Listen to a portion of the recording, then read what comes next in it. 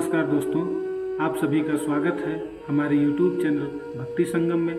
मैं अभिषेक सिंह आप सभी का बहुत बहुत स्वागत करता हूं।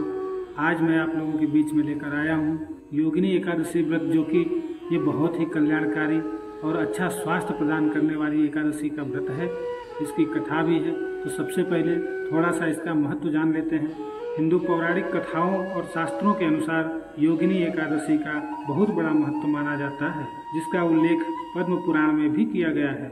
ऐसा माना जाता है कि जो योगिनी एकादशी व्रत का पालन करता है वह अपने अतीत और वर्तमान पापों से मुक्त हो जाता है। यह व्रत कई बीमारियों से राहत पाकर भक्तों को अच्छा स्वास्थ्य प्राप्त करने में मदद करता है। भक्त भगवान विष्णु का दिव्य आशीर्वाद प्राप्त करते हैं और दीर्घायु व कल्याण के साथ धन्य हो जाते हैं। इस व्रत के प्रभाव से भक्त मोक्ष का मार्ग भी प्रशस्त कर लेते हैं।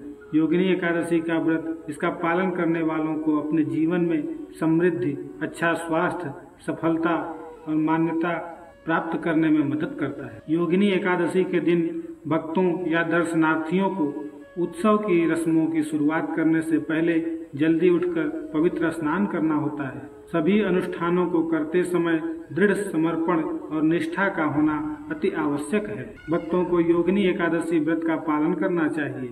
भक्तों को भगवान की पूजा प्रार्थना करनी चाहिए और देवता को अगरबत्ती, फूल और तुलसी के पत्ते भी चढ़ाने चाहिए।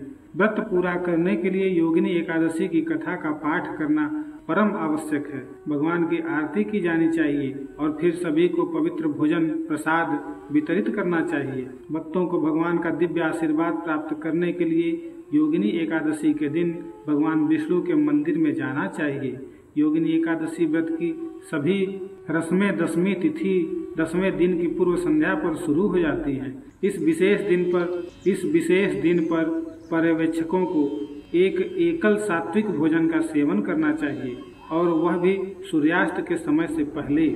व्रत उस समय तक जारी रहता है जब तक एकादशी तिथि समाप्त नहीं होती है। इस व्रत का पालन करने वाले उपासकों को रात में सोने की अनुमति नहीं होती है।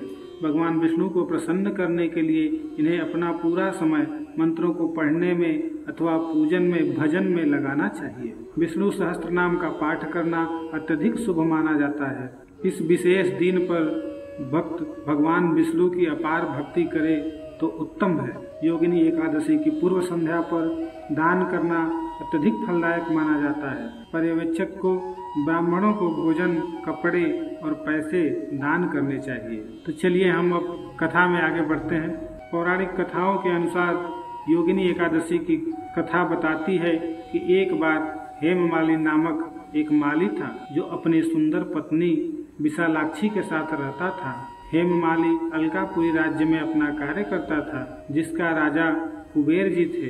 राजा भगवान शिव का एक दृढ़ भक्त था और दैनिक रूप से भगवान शिव की पूजा और प्रार्थना करता था। भगवान शिव के लिए राजा की प्रार्थना के लिए माली मानसरोवर झील से ताजे फूल लाकर उन्हें भेंट करता था। हेममाली विशालाक्षी की सुंदरता के प्रति बहुत आकर्षित था और एक दिन अपने कर्तव्यों की उपेक्षा कर वह अपनी पत्नी के साथ रहने लगा। राजा कुबेर ने लंबे समय तक इंतजार करने के बाद हेममाली की अनुपस्थिति के कारण का पता लगाने के लिए अपने सिपाही भेजे।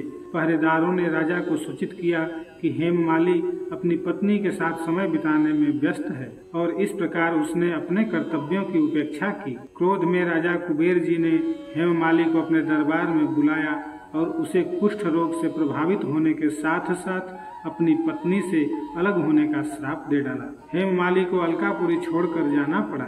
वह कुष्ठ रोग से भी प्रभावित था और लंबे समय तक जंगल में भटकता रहा। भटकते हुए एक दिन हेममाली ऋषि मार्कंडेय जी से मिला।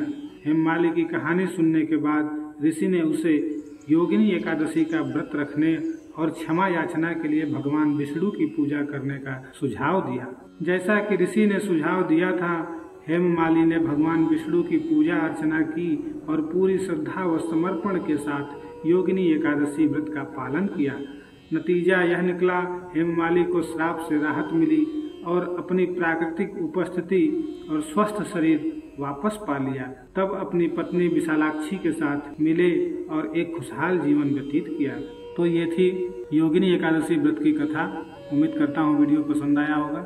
अगर वीडियो पसंद आया हो तो वीडियो को लाइक करें, चैनल को सब्सक्राइब करें, साथ ही बेल आइकन को प्रेस कर दें ताकि ऐसी ही अच्छी कथाएँ आपको निरंतर मिलती रहें।